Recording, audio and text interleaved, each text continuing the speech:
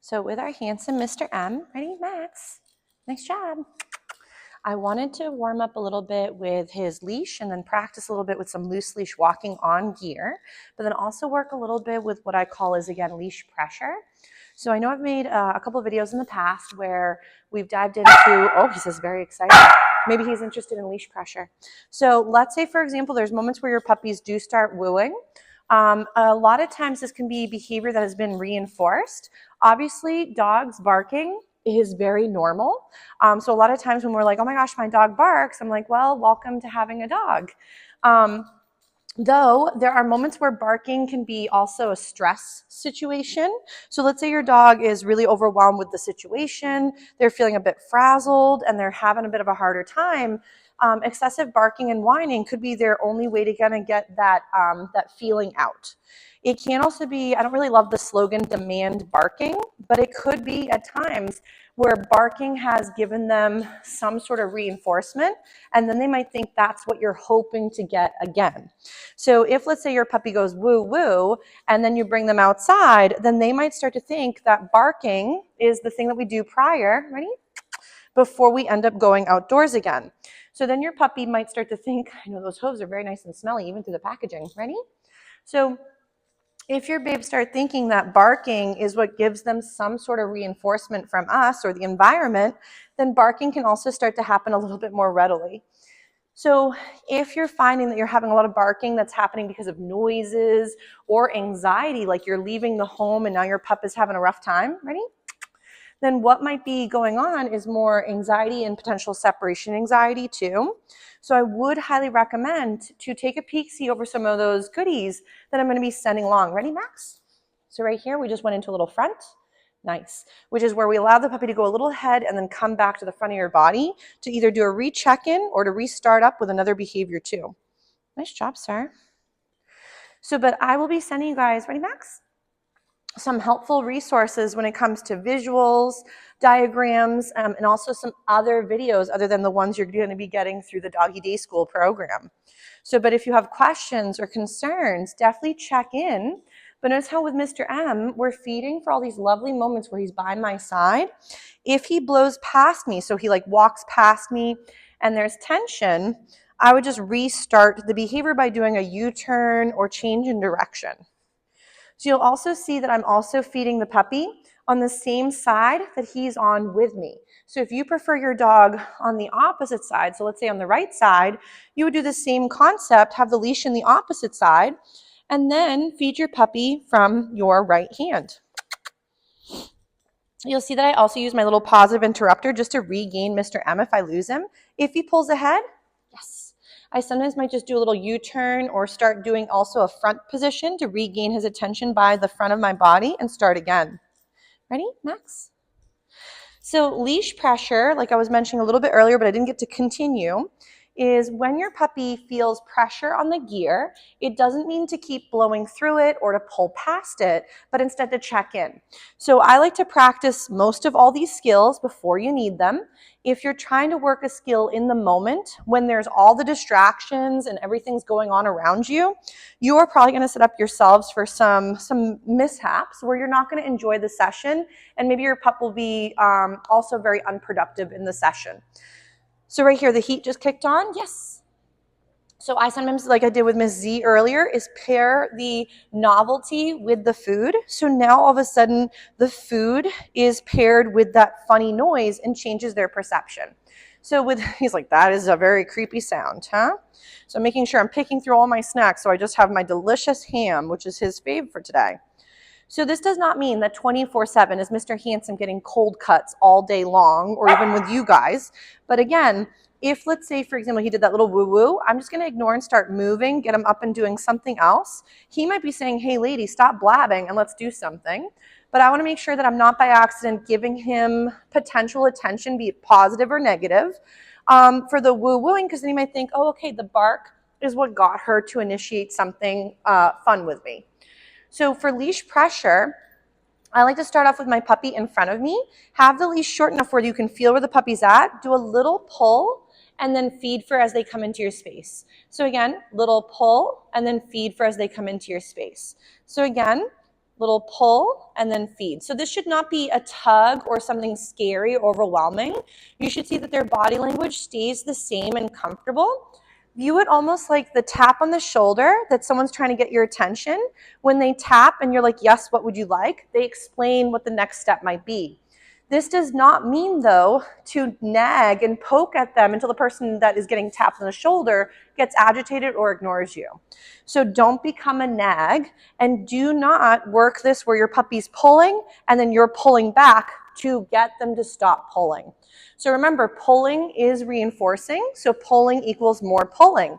If my puppy blows past me and he comes to the end of the leash and he feels the tension, what I would be looking for Mr. Handsome to do is when he feels the tension, oh, I dropped a piece of ham, better go get it. So as he feels the tension, we're looking for him to be like, oh, what would she want? And then he comes and checks back in.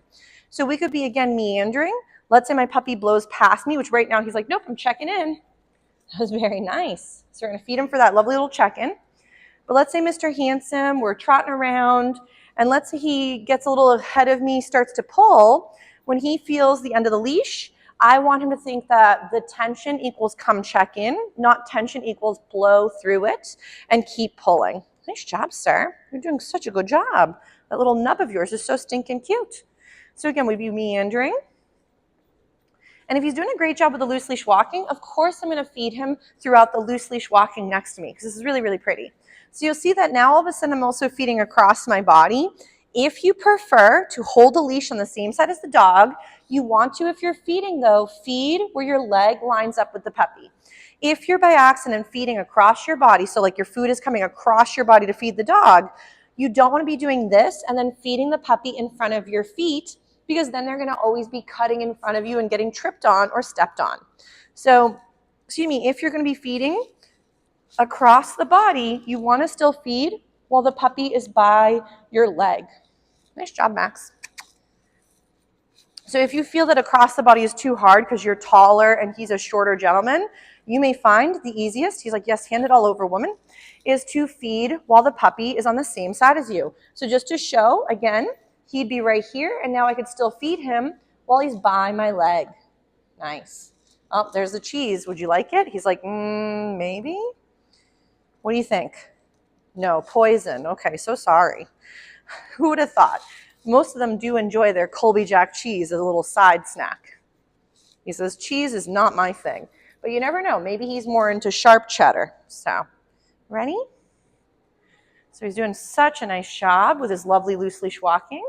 If you can only get this in and around the home front, that just means that we haven't really been able to generalize it to those other novel spaces.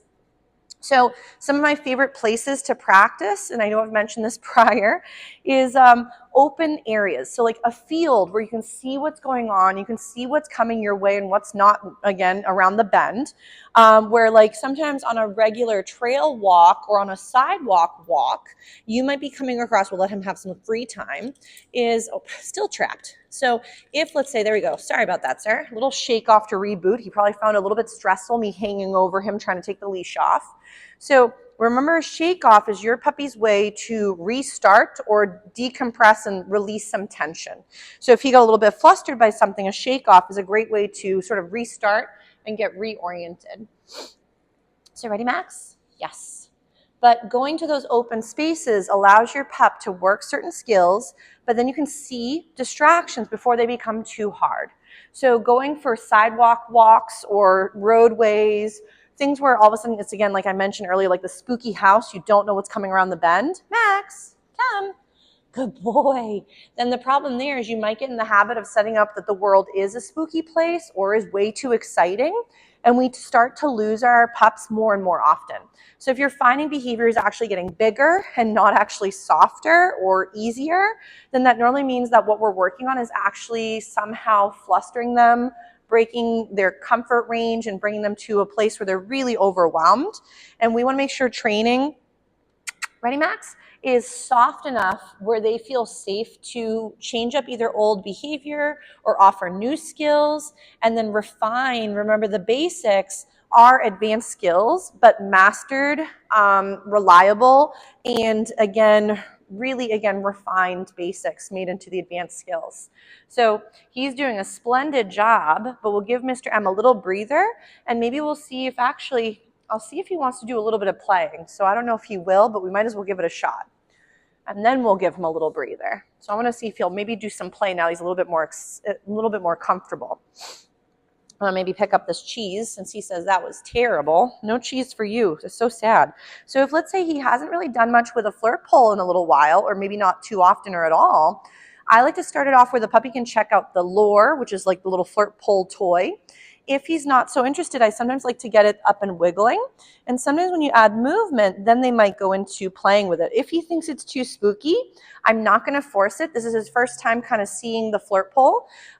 Miss Z did love it, and so did Miss M. So if you're ever looking to flirt poles, this one's Squishy Face Studio. It doesn't even have to be this brand. There's a slew of different options available. Max.